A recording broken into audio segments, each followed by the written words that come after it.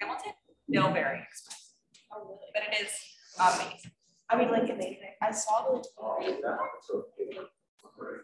It's really nice to see. Oh, so the recorded one was. All right, here we go. So, thanks for being patient. Just quickly, we talked about a lot of types of ligand exchange last time.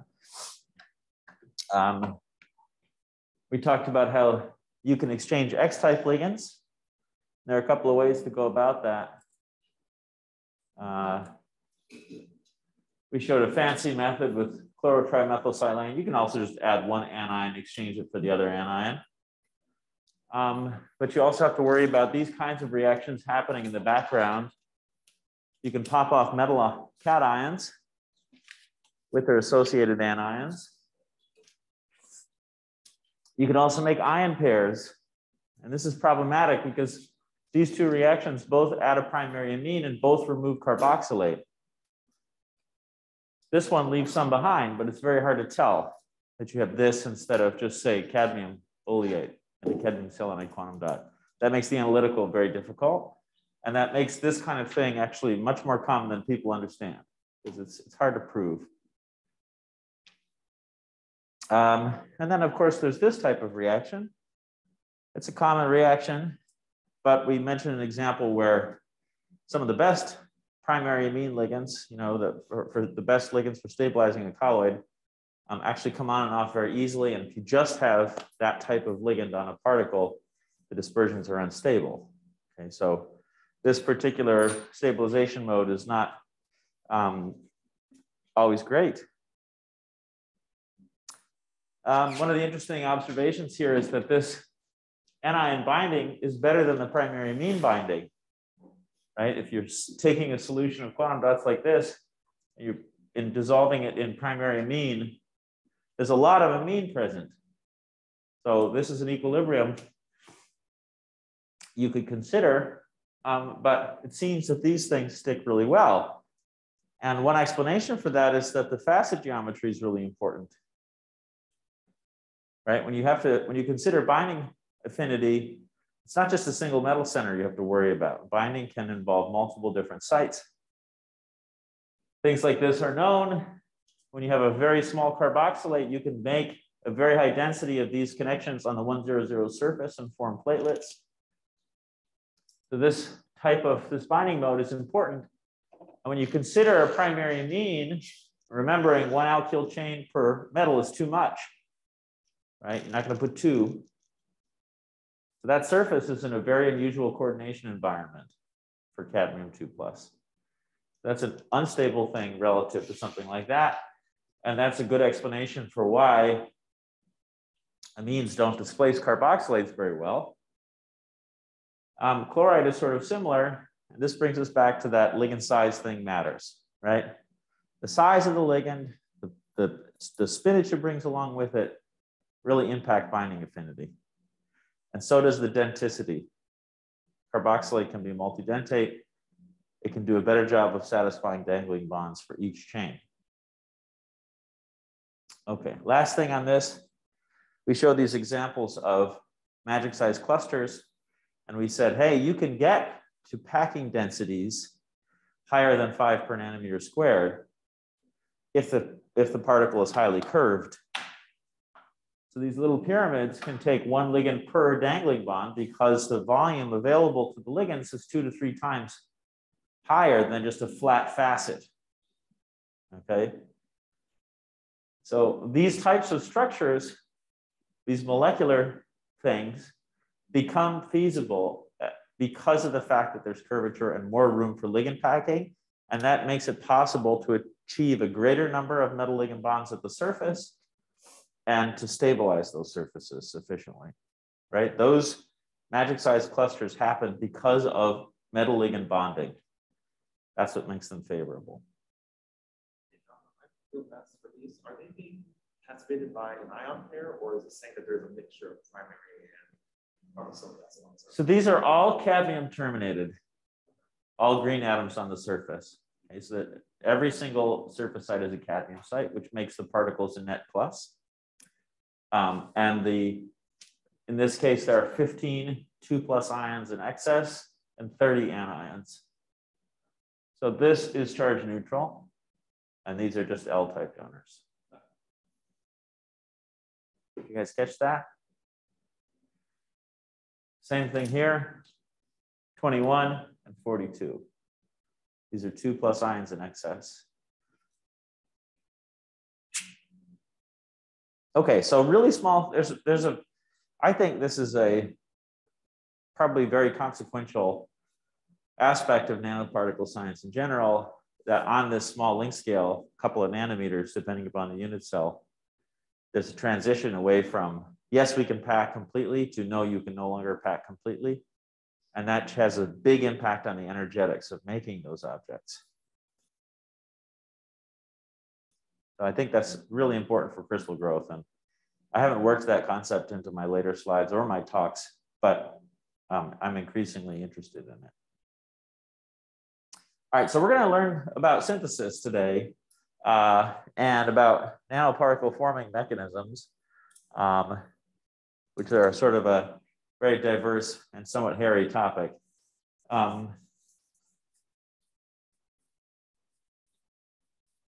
Typically, synthesis is done using organometallic methods.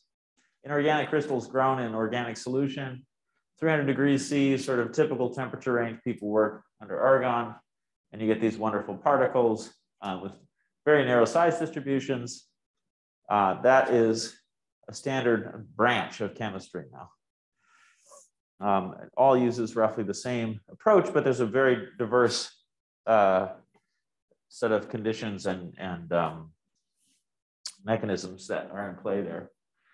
The very earliest examples of this stuff, well, there are earlier, but some of the very first examples of this stuff used surfactant mixtures in alkanes and water. So this is actually Mike Steigerwald's work when he was working with Lou Bruce at Bell Labs. Mike took cadmium perchlorate in water and he added this thing called AOT, pretty common surfactant. And then he added bis-TMS selenide. That's Mike Steigerwald right there, okay? He made this compound. He said it was an inverse micelle. The polar head groups wrap their way around a water droplet. The cadmium's in the water. The TMS selenide hydrolyzes. You make hydrogen selenide, and then the little crystal forms. And the idea was that the droplet size would define the nanoparticle size. And then he found he could add this reagent way ahead of his time. Again, TMS selenium silicon bond and cap with phenyl groups. And that worked, and they saw size-dependent properties. There are even some earlier ones than this. I think there's one in like 81 or 82 that was a little less sophisticated. And then Munji Buwendi, who was a postdoc with Lewis and worked with Mike, took some of these chemicals and methods, and he added dimethylcadmium to the mix. Well, it might have been Chris Murray, I don't know. One of these guys decided, well, we're going to take the most toxic, explosive, light-sensitive compound we can find and inject it with this stuff into surfactants, which they had used at Bell Labs prior to Munji moving to MIT at really high temperatures. And then we're going to make nanoparticles, and it worked very well. We've seen this, this reaction a few times now. It was very important that they used technical grade triacylphosphine oxide for this reaction to happen.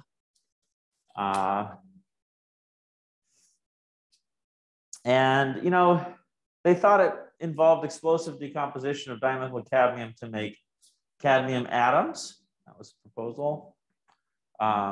This Mike likes to describe as a selenium atom bonded to a phosphine. This is another sort of L-type donor resonance form you can make for this. That's Mike's preferred treatment. And so the idea was that things broke apart into atoms, and then the atoms coalesced. Okay. Not long after that, people said, well, wait a minute, it's not actually the topo that's doing the job here. It doesn't work if you get a different bottle of topo. It's because there's something else in the topo that's making it work. And some of the things you find in tractylphosphine oxide are phosphonic acids and phosphinic acids and esters of them, because it's made by radical olefination process. You take hypophosphorus acid and octene and heat those up and you get topo, but you get a bunch of other oxygenates as well. And those things are actually what's responsible for doing its job. And in fact, topo is used as an industrial surfactant for extraction of uranium and other metals. And that's why they began using it in the first place. But it's not the topo that's likely doing the job. It's the other oxygenates of phosphorus in there. So this guy, Xiaogong Peng, comes along. He's working for Paul Lovasatos. And he said, well, let's start adding some of those things.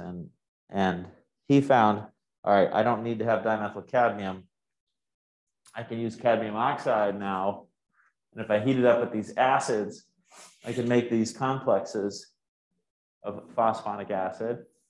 And then this phosphonate complex will react with the phosphine chalcogenide. And when he did that, he found he started making funny shapes, rods and tetrapods. And it turns out that impurities in the phosphonic acid made this one possible. There are methyl and ethyl phosphonic acid impurities in the long chain phosphonic acids he was using, and that gave him tetrapods. So it was a process of discovery enabled by impure chemicals, which is actually not that uncommon.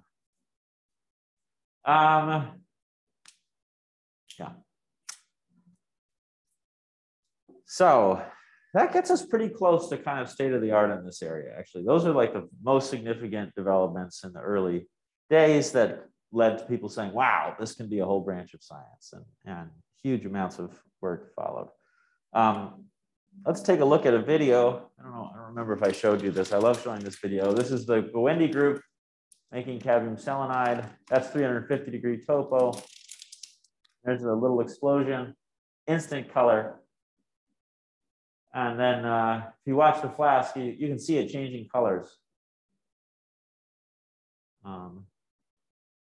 And you take aliquots to keep track of the evolution with time. There it is, even darker now. It's just sliding across the visible spectrum as the crystals are growing. And each of the aliquots stops the reaction. I love the smoke that comes off the end of the needle there. They have pretty good fume hoods. Yeah. So this reaction is a nightmare in the sense that it's really dangerous. You've got a syringe full of lethal substance. He's trying to get into the flask as fast as he can. He swings for the septum and misses the first time. And the reason is that he's trying to squirt in as much stuff as fast as he can to make the explosion happen quickly. Okay.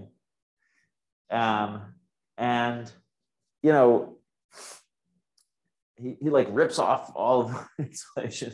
The thing's cooling down as it's running. And it gives decent samples. Okay. I mean, this is it really works sometimes. It really works. Not always. But this is one of the most important synthetic inventions in the last 30 years, without a doubt. I mean, I don't know. Chemists I think there's a little arm's length thing going on with quantum dots because they're heterogeneous, but actually this paper has been cited 11,000 times, right? This is not a small discovery. So lots of things start this way, poorly controlled, totally unclear how it's happening, but there's just something about it that really works, and it really does work sometimes. Since then, people have learned how to make these things at scale, and my television at home, which I bought from Samsung, has them, right? So lots changed since then.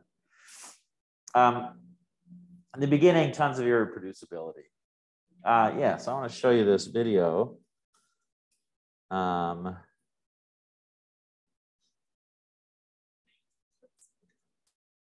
want to ask you about how it works. Maybe you've already thought about this. I might have shown it to some of you before. This is a classic. Yeah. Yeah. You know, so you put Mentos in a Diet Coke,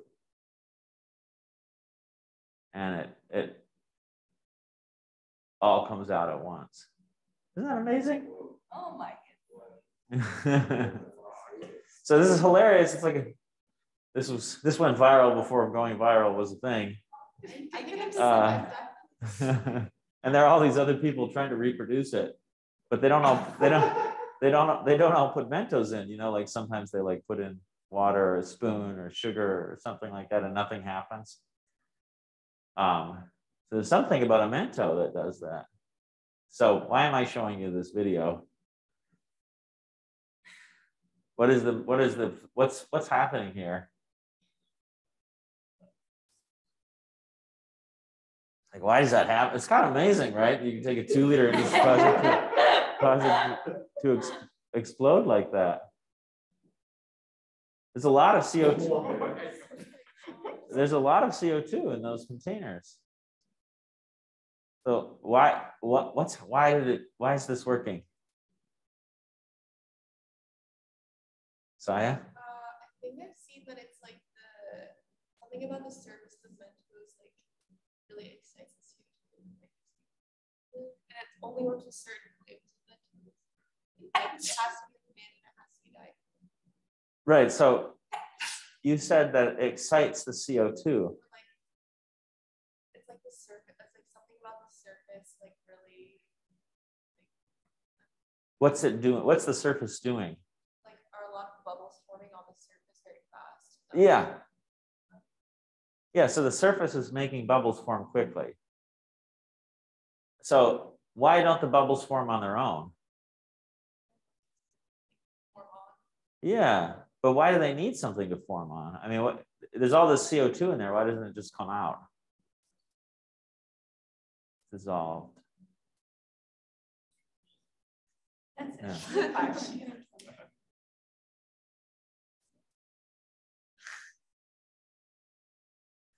Seriously, nerdy people. That's disgusting. Okay. All right. So the issue here is that, you know, the same is true. Like champagne is served in glasses where you can see the bubbles, you know, and there's usually like something like dirty on the bottom of the glass, and then right there bubbles start to form and you get this long stream of bubbles, and it's this really pretty thing, you know, and it's really pretty because all the bubbles are perfectly and evenly spaced from each other. There's this like really controlled bubble formation process that's happening. And it's because you're nucleating bubbles at that site.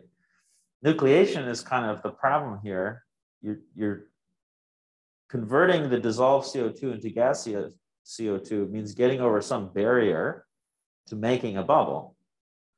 And this process, this phase transformation that happens from dissolved CO2 to gaseous CO2 involves like a geometric change that has an energy associated with it that prevents bubble formation.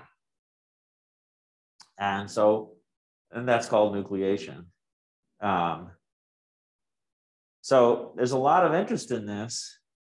There has been for a long time. We're going to spend time talking about it to make you familiar with the concepts here. There's a barrier to forming a nucleus. And this is true on lots of different length scales and material combinations. Sometimes you're talking about a material nucleating on its own in a homogeneous environment, and sometimes you're talking about it nucleating on the surface of another material like a Mento. There's different kinds of nucleation. And it all kind of stems from something called the surface tension, okay?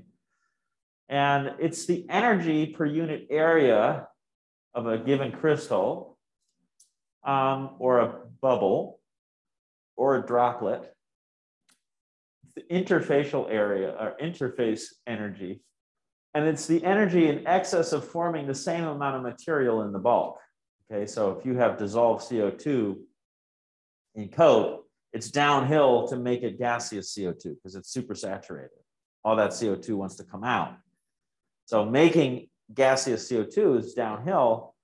But if you're making a bubble of it, you have to pay the surface tension. That's an energy penalty that you pay.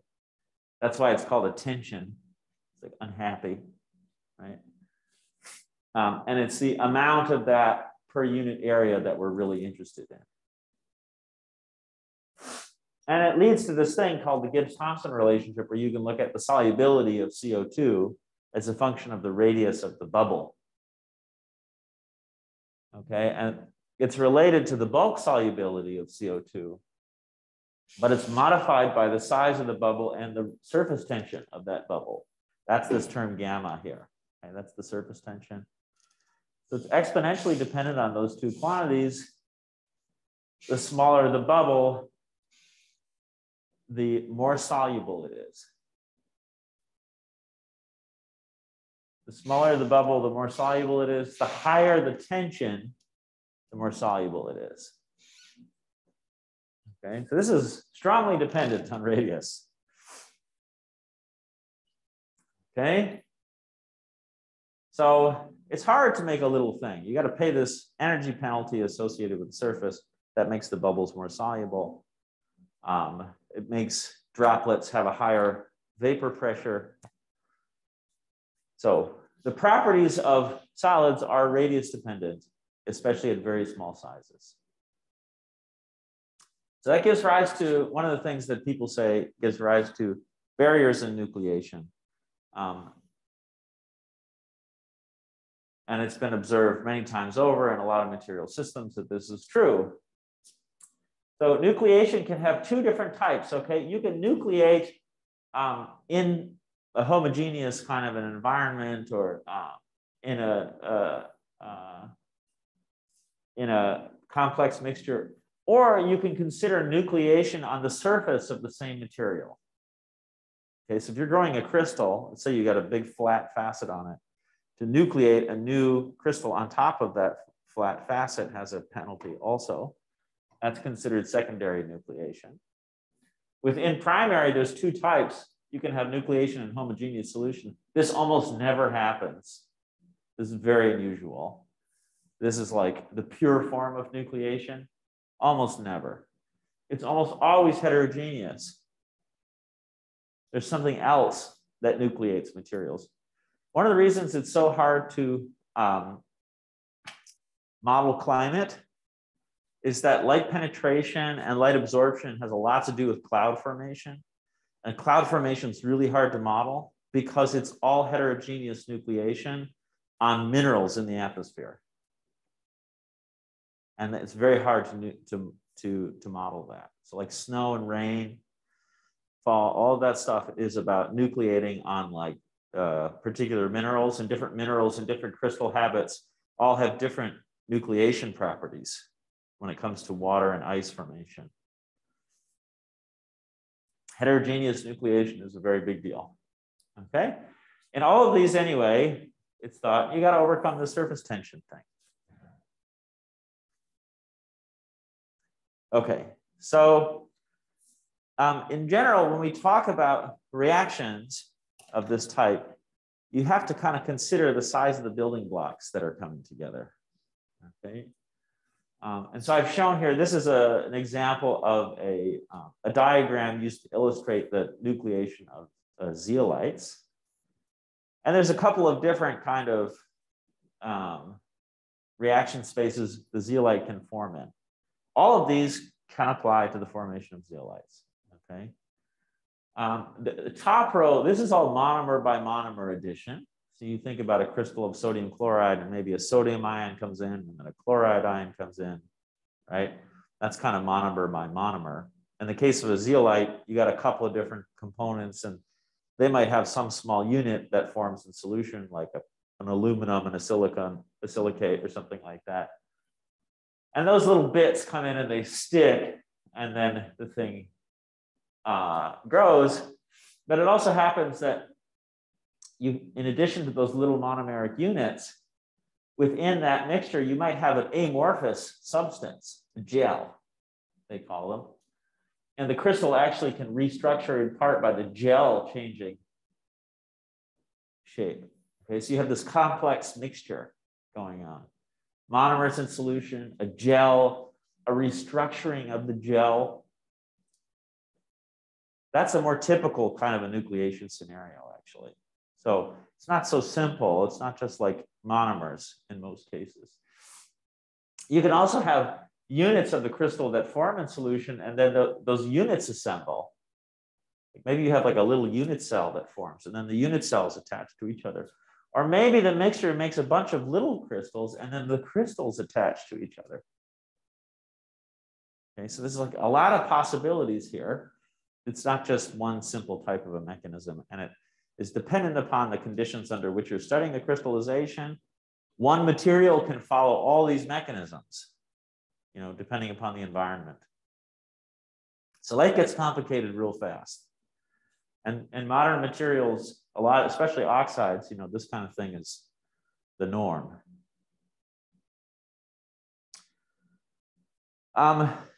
Nanoparticle forming mechanisms are, most of them anyway, it seems, are a little more sort of ideal and simplistic. But it's not very well studied. You know, it's hard to study this stuff. And nobody wants to pay you to figure out how crystals grow, it turns out. But I'll tell you, there's a couple of classes we're going to talk about. One is the formation of transition metals. This is a case that's been studied carefully by one person named Rick Finke. And Rick said, all right, well, the typical scenario is you have some homogeneous nucleation of a small little metal particle, and it involves reduction of typically some metal salt. So you start off with a metal salt, the salt gets reduced. I've written dihydrogen here, but you could have other reductants. And that leads to a nucleus. And then the nucleus actually catalyzes the reduction process itself. As we're making, a lot of these metals are like things like platinum and iridium. The metal is a good hydrogenation catalyst, and hydrogen will dissolve in it. And it can then catalyze the reduction of more metal salt on its surface. Okay, so you might have absorption of the metal salt, the formation of this complex, and then this complex reacts with H2. So in this type of a situation, you're going to have this step, which is hard to do because metal zero doesn't like to be in free solution. It's not a very common thing to write. Very reactive when you have metal zero in solution. And then as soon as you make some of that stuff, it starts eating up all the metal salts and hydrogen because it's a catalyst. So the first step is slow, and the second step is fast. This is a mechanism that's called autocatalysis, and we'll talk a little bit more about the kinetics of that later.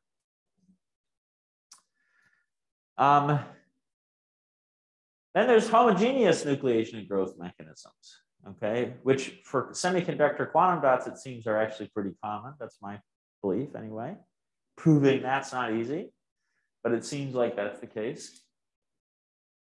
And in these kinds of reactions, you've got a couple of different rates you need to think about. You can dissociate the mechanism into a few rates. You might have your cadmium phosphonate complex and your phosphine chalcogenide undergoing some precursor reaction that actually makes monomers, or I prefer the term solute because the structure of this MEI is not known generally. Might not be a monomer, but people say monomers, but in any case, you get some small molecule. And then that small molecule goes on to do two different reactions, one of which is nucleation, and another of which is growth. Okay? There's separate rates for each of those two, and they each have their own concentration dependence and so on. Each of these things can happen independently of each other. They can all be orthogonal to one another, except that they're linked by this MEI. Okay, so this is kind of the currency of the reaction. Each of those things can happen independently of each other. So these are the type that my group has been studying forever. We're trying to learn about all those different rates. Another mechanism to consider is something called Ostwald ripening. You can see Oswald ripening in this video down here. I like to call this growth by cannibalism. It makes it clear that the bigger droplets are consuming those smaller droplets there. Okay. And it's doing that because that minimizes the surface area of the sample, and that drives down the energy associated with surface tension, right? A smaller thing is less thermodynamically stable than a larger thing. So this mixture is in the individual droplets here are growing in size, and the number of droplets is going down. It's approaching 1 droplet. So that involves the exchange of monomer units, typically is how people talk about that. There's this equilibrium solubility of one material in the other, and those little guys that escape can go and find a neighboring particle and absorb, and that whole thing is reversible, and the system finds equilibrium, which is, you know, one big droplet by that exchange process. Okay, so that's called Ostwald ripening. There is another one not drawn on here, different type of mechanism, which is coalescence or aggregation. That was sort of in that zeolite slide, but you can also have particles that stick to each other and fuse to make a new particle. That would be, I guess, the last type of mechanism that I would consider for growth. Okay, so for homogeneous nucleation and growth, we don't consider those reactions because that's not a homogeneous reaction. 2 particles attaching is a heterogeneous one. All right, so let's talk about this barrier to nucleation. You can express the energy of a precipitation reaction in terms of the surface energy and in terms of the energy for forming the bulk material. The sum of those two gives the precipitation energy. And then you can calculate the surface energy and the energy of forming the bulk in the following way. So it's just the product of the surface area and the surface tension. Okay? Surface tension is an energy per unit area. We're calculating the area. That gives us the energy of the surface. Okay? You can also calculate the energy of forming the bulk, and that's just the volume of the sphere multiplied by this term here, which is the supersaturation energy. This is the energy, the driving force for taking the CO2 out of the Coke can and putting it into a bubble, or putting it into one large bubble, I guess. It's related to the amount of CO2 that's in the bottle, okay? This supersaturation energy is actually a log of the ratio of the actual solubility and the bulk solubility. Okay, so when you have a supersaturated solution, the amount of dissolved material exceeds the bulk. This ratio is greater than 1, and then this quantity is negative. Yeah. So the ratio changes from negative when it's supersaturated to positive when it's undersaturated. All right, so there's this energy for precipitation of the bulk stuff that's related to the degree to which the medium is supersaturated. Okay, pretty simple relationship. Now, if you take those two and you look at what happens as you change the radius, all right, so here's our expression of surface and volume here. If you change the radius of the droplet or the crystal or the bubble, you get a free energy relationship that looks like this. There's a surface term that goes up in energy as the radius increases, and there's a volume term which goes down in energy as the radius increases. And one is an r² term and one is an r³ term. And you end up with a plot that kind of looks like this. Okay, so this idea is what people call classical nucleation theory. That there's a barrier to the precipitation reaction defined by a particular radius. This radius is called the critical radius, and the barrier is defined by the energy at that size. Okay? This critical radius here is thought to be the least stable size for a given concentration. because the magnitude of this term is concentration dependent, right? It's related to this supersaturation ratio, okay? So there's this barrier that's related to how supersaturated the mixture is. And it has a characteristic radius called the critical radius. All right, so that's what people usually talk about when they talk about the barrier to nucleating a new phase. Now, as an aside, I will say, I really sort of dislike sphere theories like this one, because it basically says the particle is very simple, right? You can capture it like a sphere. And we spent a lot of time talking about magic size clusters and ligand packing densities and, you know, the energetics of what types of ligands bind where. There's none of that in this, right? Mathematicians like it because they say, well, we can capture nature with a sphere. That's all we need, right? But this is like massively oversimplified for the systems we're going to talk about. It does have a lot of utility, however. And I think there are systems where it does describe things, okay? But in situations where you have strongly bonded ligands on surfaces, this theory is kind of out the window. So like, according to this model, if you form a very small nucleus, it doesn't grow fast enough. Like you end up on the left side? Yeah. Yeah. Yeah. Is that like why idiosyncratic appear? Say that again? Is that why everything has to happen really quickly? Or the fast injection thing? Yeah, so they're trying to raise the supersaturation as high as they can, as quickly as they can, so that nucleation happens in a short period of time. That was their thinking. Yeah. And that relates to this, the particle size distribution. Okay. Okay. A little bit more depth on this. So you can solve for this critical radius if you want. It's related to the ratio of the surface tension and the supersaturation. Okay, so if you have something with a high surface tension, that's going to give rise to an R star being much larger. So the barrier kind of gets to larger radii. You got to overcome a larger particle if the surface tension is high. You know, if the supersaturation is really high, the driving force for precipitation is enormous, then you get small R star. And so another principle that the Bowendi and Murray people were probably thinking about was this one.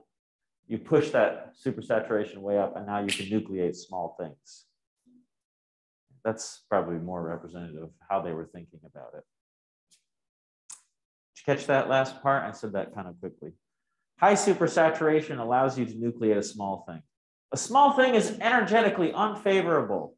So if you want to make it, you really got to give it lots of energy to get it there, right? That's kind of the idea. Yeah, so if you take this R star and you put it back into that delta G of precipitation, you end up with this relationship here where the barrier to nucleation is 1 over the square of supersaturation and it's proportional to the surface tension cubed. I look at this sort of thing and I think, uh-oh, these are very, very strong dependencies. That's going to give rise to really sort of sharply depending phenomena. So this barrier height becomes very sensitive to these two quantities. All right, so let's look, just to hammer this thing home, for example, let's look at a couple of different supersaturations now. I plotted these for you. And you can see there at low supersaturation, the barrier kind of looks more like this blue curve, and at high supersaturation, the red curve. Easier to get over it, smaller radius. Okay.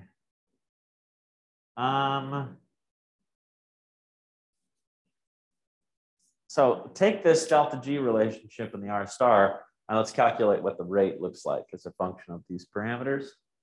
So if you say that J, the rate of nucleation, is the number of stable nuclei. So Ethan asked, what happens if you make a crystal that's a little bit smaller than this R star? it just dissolves, right? It's downhill to go back to monomers.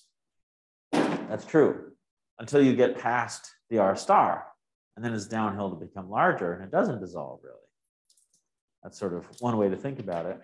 And so you can, in nucleation reactions, homogeneous ones that follow this kind of thing, you might imagine little crystals forming and dissolving all the time, and then occasionally they get big enough and they escape. They become stable.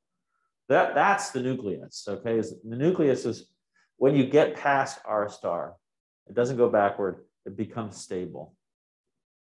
So the rate of that process is related to that barrier height. And then if you take these G-crit values for that barrier height and you plug them back in, we decided here's this delta G critical as it relates to the supersaturation ratio. And then you solve for the rate of nucleation based on that simple exponential dependence on that thing. The rate of nucleation has this exponential term with the cube of tension over the log of the supersaturation ratio squared. So you get this funky looking rate expression here. And this is sort of the classical nucleation equation. And it predicts that the rate of the nucleation process has a really extreme dependence on the surface tension and on the supersaturation. Okay. This extreme concentration dependence in particular, e to the 1 over ln s squared, that's, people say that the nucleation rate is critically dependent on the solute concentration. Okay, so here's a plot of the nucleation rate, J, change in the number of nuclei with time, versus the solute concentration. Okay. This concentration here is something called the critical concentration, where nucleation becomes fast. Okay. And in the beginning, if you look at this, the rate of nucleation and you have 0 solute, okay, nucleation is not favorable at all. It's only once you get up to the solubility limit that nucleation begins to become favorable. And the rate of that process becomes faster and faster. And then you eventually hit this concentration, the critical concentration, and the rate of nucleation takes off like a shot. So there's this extremely strong concentration dependence at that critical concentration that stems from this expression here. And so people have sort of taken the values for water, you know, surface tension of water is pretty well known. And so you can calculate the 1 over J, the nucleation time, as a function of the supersaturation ratio. And it's supposed to go from 10 to the minus 13 to 10 to the 62 when you go from 5 to 2. Okay. It seems impossible that this would be true. But that's the kind of thing that you can predict. And it tells you very clearly that whether or not you nucleate water droplet, very strong function of concentration to the extent that this expression holds true. Whether it's actually these values, I don't know. As I said, normally water droplets don't nucleate in a homogeneous manner. They nucleate on some other heterogeneous surface. Ethan? Wow. Yeah. Yes, there is significance to that. You know, in practice, there's a lot of things that change with temperature. So like the solubility changes with temperature. So S is temperature dependent, the supersaturation ratio.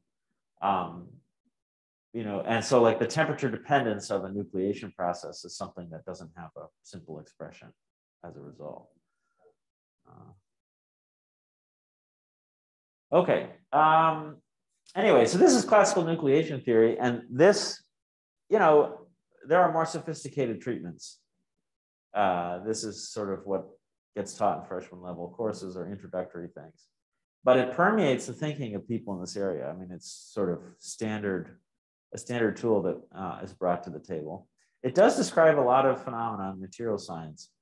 So it's not all baloney, but it's obviously very simplistic. And it doesn't describe a lot of nanoparticle forming reactions. But it did sort of shape the thinking of Buendia and Norris and Murray when they were running these reactions. They were trying to make their supersaturation really high so they could get small particles. Yeah, right? I mean, look at him go for the flask here. He's lucky he doesn't stab himself. Yep. You know, trying to push that supersaturation as high as they can get it with an explosively reactive chemical. So that's totally unnecessary, it turns out, to do that. All right, so, you know, we talked about these examples of these magic size clusters, right? And platelets where you get a really stable surface because the ligand packing allows it. You make really nice, strong bonding with the ligands, and suddenly you get stable configurations, right? These are examples that totally ignore or totally inconsistent with classical pictures. Classical pictures, surface area is attention. My opinion is that these are thermodynamic products, actually. They're favorable because you can make this structure. That's a really good structure to make. Okay. So it's downhill to make surface area in this material system. Totally unlike what I just taught you. And the result is that in systems with strong metal ligand bonding where the surfactants pack nicely, the thermodynamics of these reactions are totally unknown. Totally unknown. Nobody knows how to think about them. It's not well described. I mean, well, these theories don't align very well. I guess is a different way to say it. All right. So I want to talk about practical aspects of synthesis and precursor conversion reactivity, because that's one of the knobs that you have to tune these reactions. And just look at the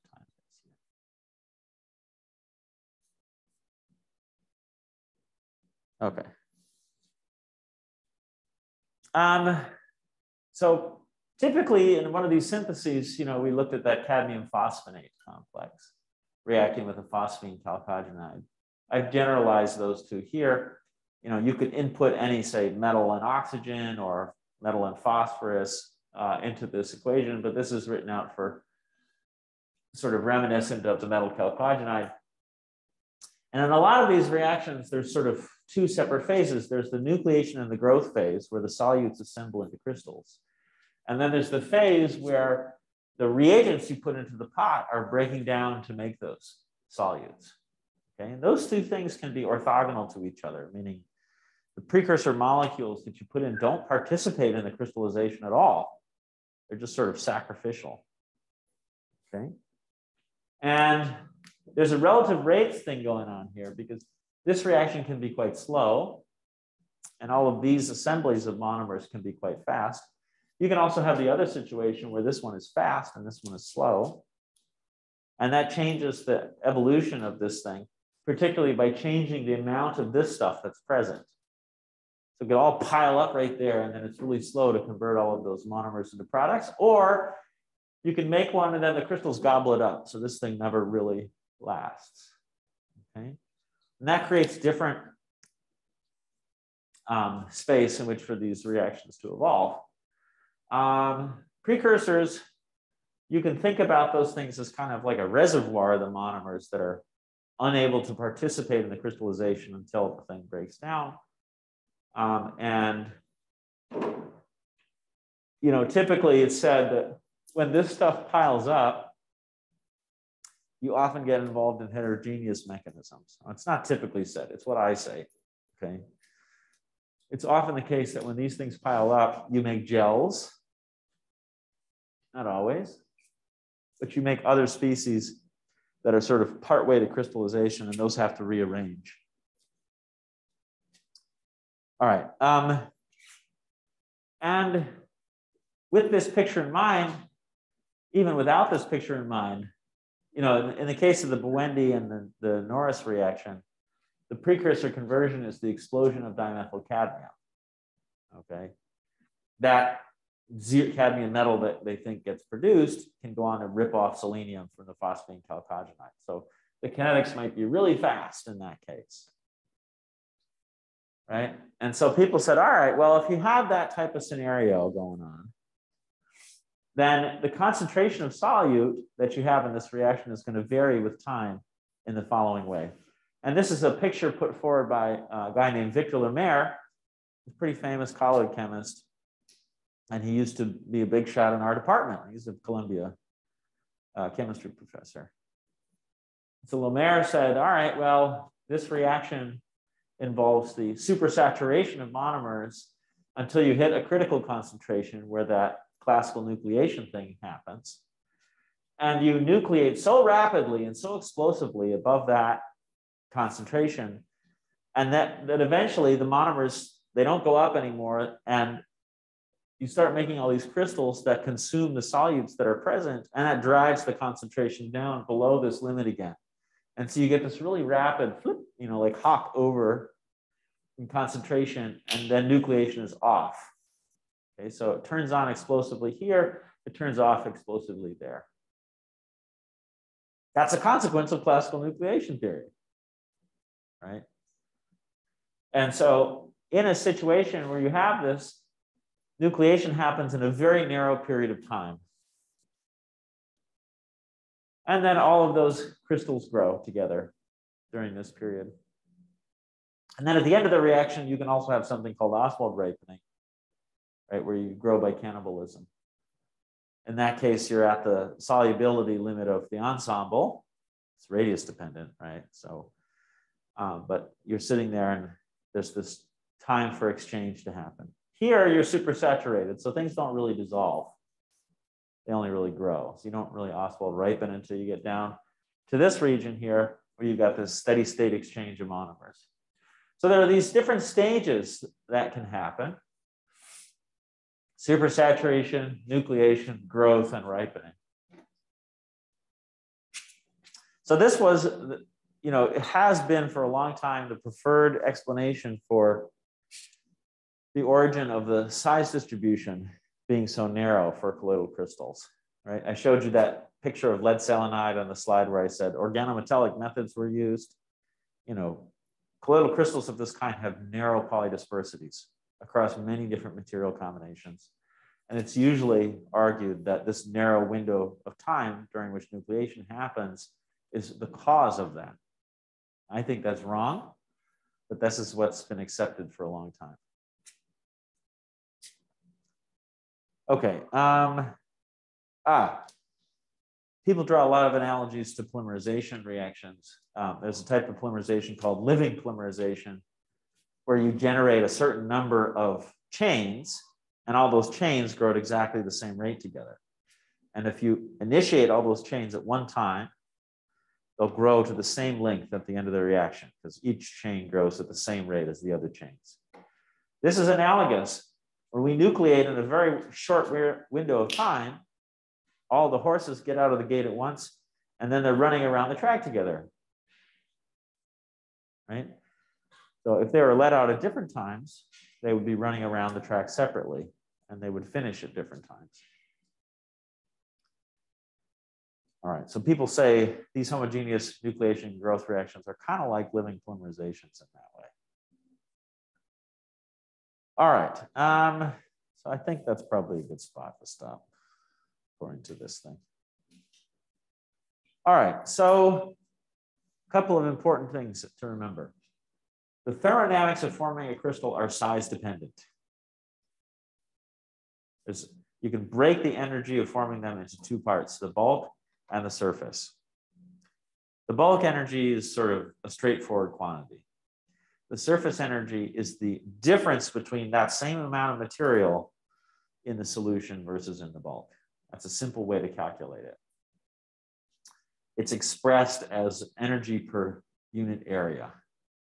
Okay? And that surface tension gives rise to a size dependence of things like the solubility, the vapor pressure. It influences the melting point. And all of those scaling laws are really interesting. You know, the standard assumption about that stuff is that surface tension is actually constant for a given material. Totally wrong when you've got ligands in the pot, but that's the standard picture that people like to use. I want to make it more complicated than a sphere. We talked about heterogeneous and homogeneous nucleation. Nucleation often happens from an amorphous phase that appears before the crystalline one. So you get some kind of like poorly formed solid, and the actual barrier to making the crystal is defined by how the poorly formed solid rearranges to make the crystalline one. Okay, so that's not simple homogeneous nucleation. Okay, and the characteristics of that gel actually become really important to how the nucleation happens. So nucleation of crystals is often a messy kind of a reaction, not simplistic at all. Rarely, under very carefully controlled idealized conditions, it's possible to study homogeneous nucleation of things like ice in water.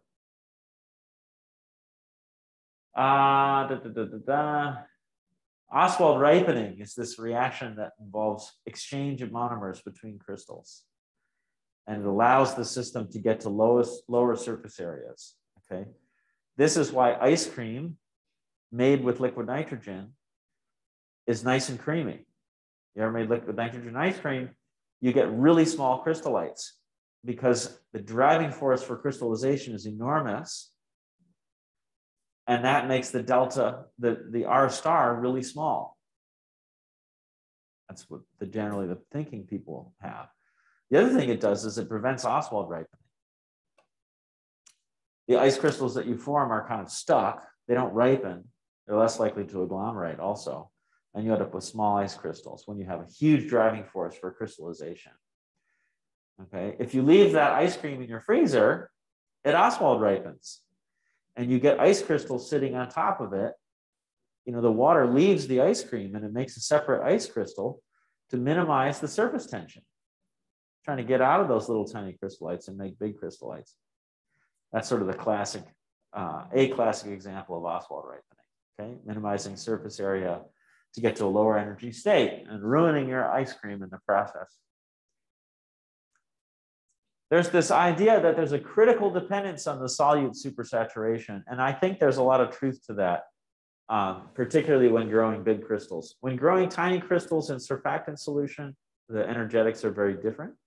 But if you're growing crystals in the lab, you know, and you're trying to get a single crystal for an X-ray structure, or, you know, I love crystallizing tractylphosphine oxide is a lot of fun. So we used to do giant quantities of it. Whether or not it crystallizes is strongly dependent upon the concentration of that solution. And this is a problem in like pharmaceutical crystallization, controlling the conditions under which nucleation happens. Typically, pharmaceutical crystallization is done in a heterogeneous manner. They add seeds because it's too hard to control the homogeneous nucleation. They don't do that. They add seeds instead, and they grow crystals more controllably that way. Let's see here. Oh, and then the Lemaire picture, Lemaire is credited with saying that that burst of nucleation gives narrow particle size distribution.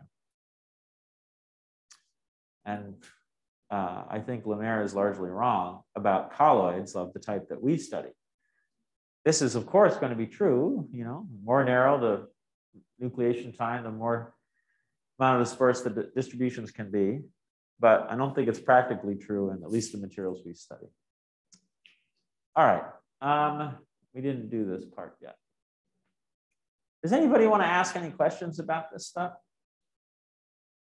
Ethan? Out of curiosity, what is your proposed alternative Lemaire's? It's size-dependent growth. So particle size distributions are also impacted by the competition between different sizes for the available solutes. And it turns out the little ones are better at consuming the solutes. And the distribution naturally catches up with itself. The little guys chase the big ones. and they all end up about the same size. And that's pretty new. Yeah. So the surface tension is classically thought of as a purely materialistic property, right? But then in the equation of like the delta G crit, they're the only like variables that we'll find were phi and gamma. Phi is not the solvent. So then how is surface tension? Like something has to be found in the solvent. How is surface tension not what? My question was asked. How is delta G not? There's no solvent variable. Yeah, so the solubility is medium dependent, right? So like, you know, if I'm growing a salt crystal in water and in hexane, I have totally different solubilities in that case. And that makes the supersaturation ratio different, because the supersaturation ratio is the amount of dissolved stuff divided by the bulk solubility. Bulk solubility of sodium chloride in water is high and 0 in hexane. Yeah, so the delta G for precipitation is impacted by the solvent. Solvent can also impact surface tension. That answers your question, right? Yeah. Nobody else?